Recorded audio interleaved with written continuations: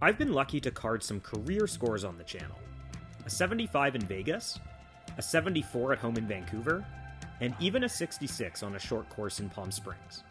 But the truth about single-digit handicap golf, and all golf for that matter, is that we don't play to our cap every round. And to provide a complete and honest picture of real golf, we also have to look at a round that goes awry. Oh, all right, partner, we're matching one another.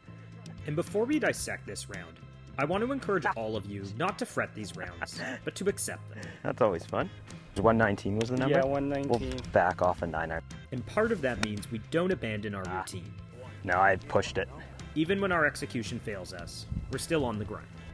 These look a little bumpy. The setting for this catastrophic round is Old MacDonald at Bandon Dunes, a true links layout on the Oregon coast. But as some of you have pointed out throughout this series at Bandon, the greens were a little shaggy on this trip. And I don't like making excuses, but it definitely affected the best part of my game, lag putting. See in center right? Including a frustrating 3-putt bogey on one. Jeez. Like I said, we're right back at it. We start anew with each swing. Thanks. Like this tee shot on 2 that's tracking down the flag. It gives me my first look at birdie today. It gets close, and my opponent lets me pick this one up. I hit my first solid drive next to the iconic ghost tree at Old MacDonald. That'll work, Adam. And at this point in the round, I'm still optimistic about carding a decent score. It's just a flip wedge in here, and now a long lag putt that requires a bit of assistance from my caddy. But just like the first hole, it's not my best. Simmer. Oh, you're getting about a ball out the left? But another reset, and a good read here. Let's go. Favoring missing which direction? Left. Okay. Is this a 472 par 4? I'm psyching myself out here. Okay. And I'll give you one guess as to what happens with the drive. Like that, right? This is foreshadowing of what's to come today. That drive barely got 100 off the tee. And this long par 4 is now going to require a well-struck fairway wood. Check. And a well-struck 5-iron. Check. Thanks. That ultimately misses long of the green. Oh, it did get there, didn't it? But on a normal putting day, I could still 2-putt this for a bogey. Simmer now. Bogeys aren't the score killers many think they are. It's doubles that derail a round. And poor putting here lands us our first one of the day. What club was that? It's a Titleist. My opponent's playing for keeps. Is my 150 club too much here? Oh, shit. And look at the trouble I get myself into here. You'll see in a minute why I've placed the camera this far back. I gotta just baby it to here or something? I've noticed in my videos that the phone camera has a way of making even steep undulations look mild. Oh. But hopefully between seeing the ball roll off frame in the last clip and the contours of the green on this clip, you'll get a better sense of it. Oh! Robbed by that bump. Add in the rub of the course, and we make bogey. But we harness goldfish memory and hit a good drive here. Thanks. But there are more bad swings coming. Oh, shit. Boy, do I need to pick this clean, though. Like the last one, and this one. Now it's time to put the ground game to work. Oh, what a shitty kick there. But once again, the rub of the course gets us, and we'll have a longer putt than we want. In my mind, I was going up here. I haven't a hair less than you, but... Okay. A team read with the caddy, but both of us were a bit off. And this one misses low. Still got some. And it all adds up to a bogey. This is a great strike for me. And why does it only go 244? I don't know where that trajectory's been my whole life. This is why. I hack it out of this bunker, and now just pitch it onto the green. And I'd love to stop the bogey train against the backdrop of the Pacific Ocean, but the beatings will continue until morale improves. Onto the tee of a long par 3, where thanks to elevation and wind, I'm playing 2 less clubs. The result is offline but perfectly pin high, and onto a lag putt. Go a little. Look at the wind. Hold that up. This is another poor effort that winds up short, but there's been a bit of Jekyll and Hyde throughout this round. And here's Dr. Jekyll. Dr. Jekyll sticks around for a good drive on 9, and playing into wind, I'll grab a couple of extra clubs for the approach shot here. But I'll have another long lag putt and a swale to contend with. Oh, Adam! And it's another poor one.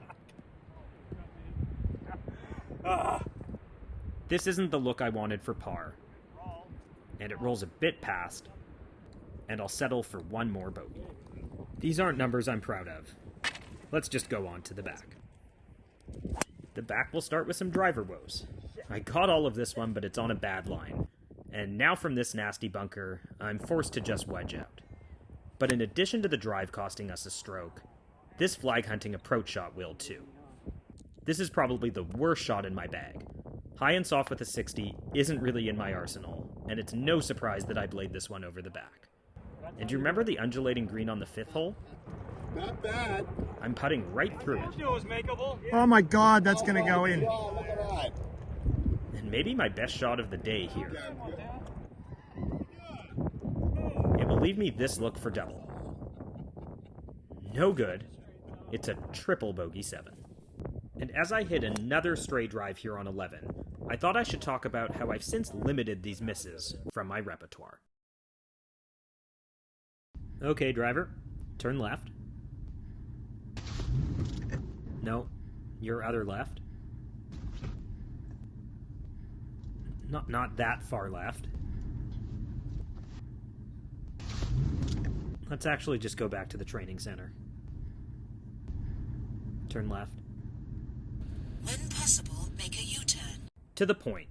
I know a lot of us are losing a sleeve of balls per round, and I want you to get a swing tweak for about the same price. It's as simple as filming your swing, submitting it in the app, and receiving customized instruction from a PGA professional. Subscribe to the channel and sign up for swing tweaks using the code OADAM for 20% off your first tweak. On to the 12th, where I'm grabbing about 3 extra clubs into this wind, and fortunately I get it pin high. And now I'll take a read from my caddy here before putting a stroke on this one. It slides a bit past the hole, and now I'll line up my par effort. I actually thought I had missed this one. Oh, and it is. Wow. After a stray drive on the last hole, I opt for a long iron on the short par 4 13th. Long irons are tough without a ton of swing speed, but fortunately I catch this one out the middle, and it plays well on a links hole. If you hit it 115 actual, we'll be there, and it should maybe get some release. The reward is just a wedge in, and I follow my caddy's advice, and I will have a look at birdie here. But watch Matt's putt. I thought that would be a lot faster. It missed quite a bit short, and even with that knowledge, I couldn't quite get mine to the hole either. But in any event, I am able to tidy it up for par. We'll stick with the 5-iron on 14, but this time I fail to middle it. Nice bunt. Thanks, Matt. And now the issues compound when I'm trying to be way too exotic with this swing, and the result is a downhill lie in a bunker. And now I commit the cardinal sin of leaving it in the bunker. It's a lot of wasted shots on this hole, and now I'll have about 12 feet for bogey. Not quite. Good. And my opponent and I decide that that's enough.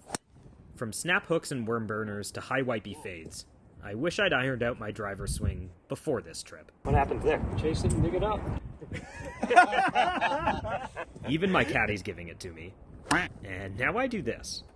But I mentioned at the beginning of the video that we can't always bring our best to the course, and you can see that our whole group is maintaining good spirits, despite the inclement weather and the mounting number of terrible golf shots. Sometimes I feel bad for the caddies who have to witness all of this.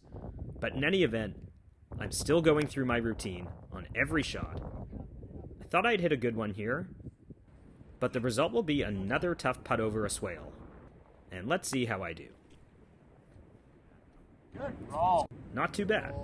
And I won't have too much to clean up here. But that's the kind of day it's been so far, and we'll take another double. A rare good swing here. Back here. And playing into a crosswind, my caddy says play the number. Good swing. He knows it will land short, but watch what happens next. Get up there. Come on. Come on. Oh, yeah.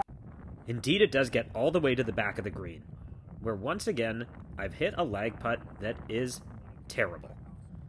But it's been a Jekyll and Hyde act all day, and now with about 15 feet down the hill, Dr. Jekyll rears his head once more. See the tower up there? Yep.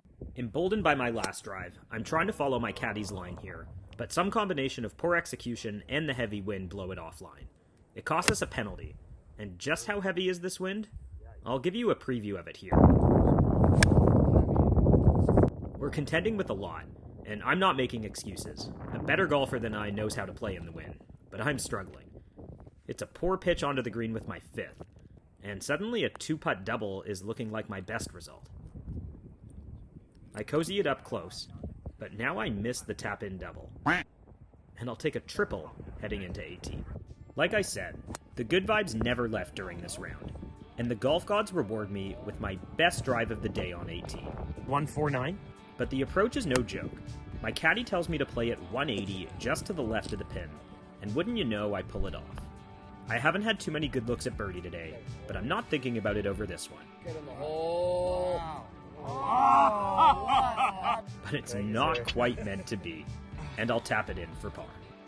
So what does single-digit handicap golf look like on a bad day? Well, today the answer was 90. And spoiler alert, I carded an even worse score at Pacific Dunes on this trip. But then the golf gods did something funny. They rewarded me with a 71 on the very same track, and stay tuned for that round in the coming days.